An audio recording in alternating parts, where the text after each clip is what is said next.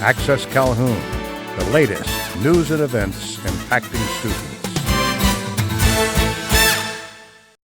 Hello, I'm Jeanette Scheibe. And I'm Damian Peters. Thank you for joining us for Access Calhoun, covering the latest news and events impacting students. Calhoun students, faculty, and staff are rolling up their sleeves to save lives.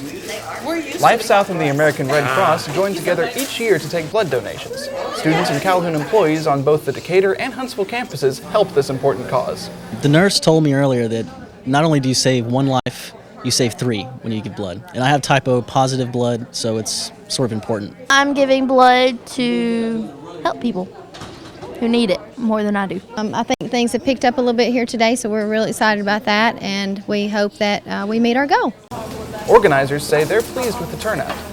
The blood drive is sponsored by Student Services and the Student Government Association here at Calhoun Community College. More than 38,000 blood donations are needed in the United States each day. Members of Calhoun's English Honor Society just returned from a trip to Pittsburgh, Pennsylvania.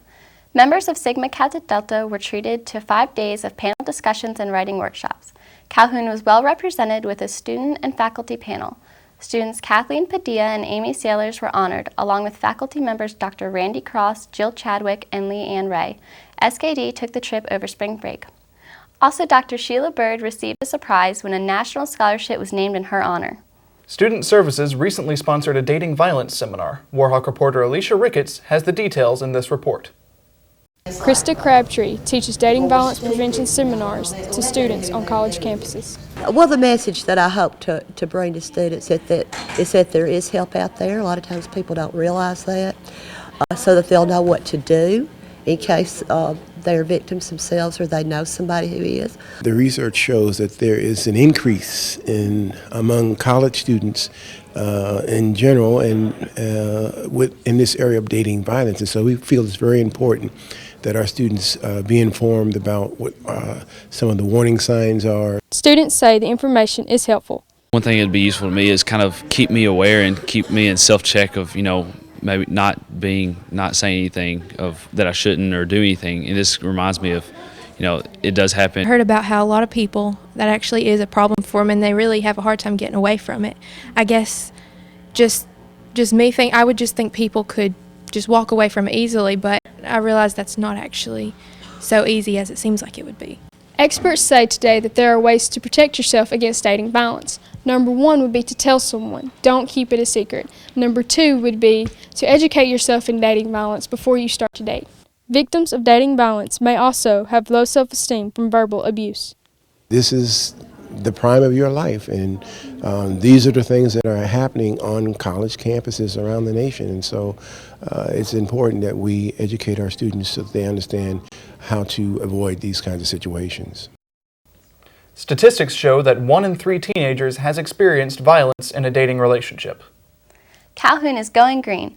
The oldest building on campus will soon be converted into classrooms and labs to accommodate the new green technology program. Reporter Larry Sims explains. Construction and renovations for the Old Tennessee Valley Rehab Building will soon be underway. The building was originally constructed as the barracks for the military flight training. This building will be the first building and the only building in the state of Alabama that will be housing the renewable energy for technology for the state. It's the ACET program, the Alabama Center for Clean Energy Technology is the name of the building. So, it's a great place for students to come out and learn about an emerging technology in green. Work crews will divert 90% of all the waste from the demolition. The brick, shingles, and concrete will all be recycled. We're going to be removing what you see directly in front of us. So the portion that runs north and south here will come down, and the portion you see running the wing over here that runs east and west will come down. Officials say that green technology and renewable energy are the wave of the future. The program here at Calhoun will prepare students for future jobs in this cutting-edge technology. I come from a manufacturing background, and the manufacturing is moving away from this country, but the thing that you're seeing coming and starting growth is green technology and renewable energies. So we're very excited about it and the potential for growth and the potential for growing this business in North Alabama. The Green Technology program is expected to be a big hit among the students. Another big hit on campus is the Calhoun Broadcasting Club. Photography, film, and TV production instructor Dr. John Collegras joins us to talk more about the program here. Dr. Collegras, thank you for joining us. There seems to be a lot of growing interest in the program, especially in the Broadcasting Club. What do you think is causing all of this increased interest?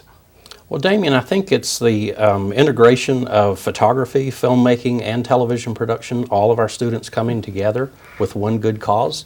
The ability to utilize the equipment that we have in our sophisticated television production facility that you're experiencing even as we speak. Right. Also the radio station that we have built. Students interested in audio production, video production, have laboratories that aren't just set up just for students, they're actually set up for production, and they use the same equipment that we use in broadcasting. Dr. Collegras, I'm hearing that students really like the hands-on experience in the program. How important is that? Well, it's very important, Jeanette.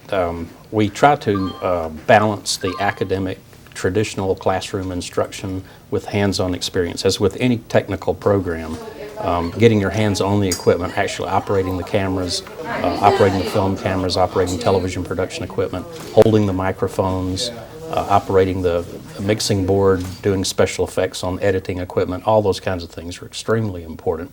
And it kind of balances with boring sitting in the classroom listening to an instructor talk about some aspects that are maybe not quite as much fun, getting the technical, the theoretical information as it is to actually get your hands on the equipment and operate it. Well, the program seems to be doing well. Where do you see the program about 5 years from now? Well, we hope it continues to grow. We've introduced a couple of new classes in television and radio and audio production. Television is going through an evolutionary change, not just converting from standard definition to high definition, but also from cable satellite-based to internet television, internet over, or video over the internet. So we hope to stay on top of the cutting-edge technology and stay with the program as it evolves. All right. Well, thank you for joining us, Dr. Collegras, and good luck with the program. Well, thank you very much. Thanks for having me. The Calhoun baseball and softball seasons are underway. But there's also a lot of basketball action in the gym. Warhawk reporter Colton Harbin explains. Calhoun Community College has baseball and softball. But did you know about basketball? We've been doing intramurals probably for about since 2002, I guess, with the basketball. And, you know, we've ranged from 5 teams some years. This year is probably our largest group. We had 9 teams. We came in this season with a lot more teams, a lot more competition. We even tweaked our lineup a little bit. And we just got a bunch of rivalries going on. We're the team to beat. Everybody hates us. Intramural basketball brings students together for some competitive hard-court hoops. It was just amazing. Like, it's been a while since I got to play like organized basketball, so this was amazing. I thought I was going to be the only girl, but there were a few girls out here, and it was fun. I got to know all of these guys, and my team and I were pretty close. Calhoun athletic officials are hoping to see the return of collegiate basketball here on campus. They believe the students and the community would support it. Well, just because it gives people an opportunity to go to school. And, you know, we're in a competitive area as far as North Alabama in the girls' basketball and the men's basketball, even from our smaller schools. I mean, like this past season, you know, Tanner High School girls and guys won the state championship. So there's a lot of feeder schools in the area that's have been real successful. So hopefully it'll happen someday. We'd like to congratulate the winning team for 2011, Giselle and the boys. More artwork is on display in the Fine Arts Gallery here on campus. Warhawk reporter Jennifer Martin introduces us to Dan Dillon. My name is Daniel J. Dillon.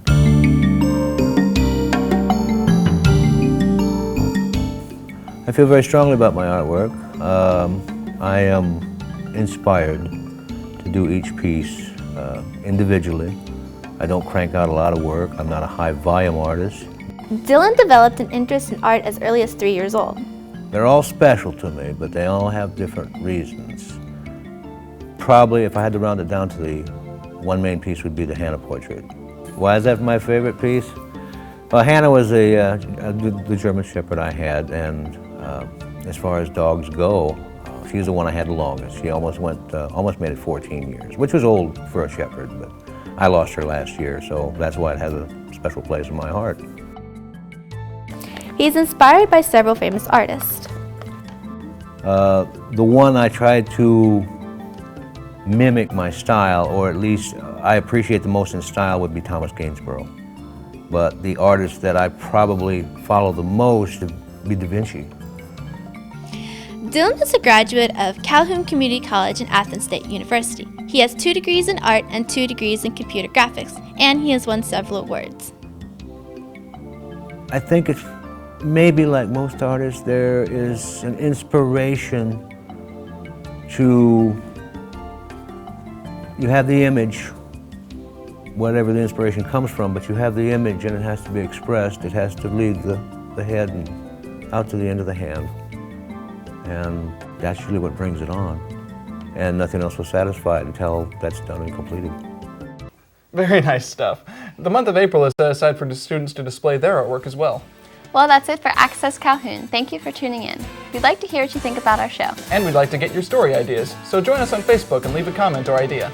Or you can call us at 256-306-2967. Also be sure to check out our videos by going to calhoun.edu and clicking on the YouTube link. Well, thanks again for joining us, and we'll see you next time.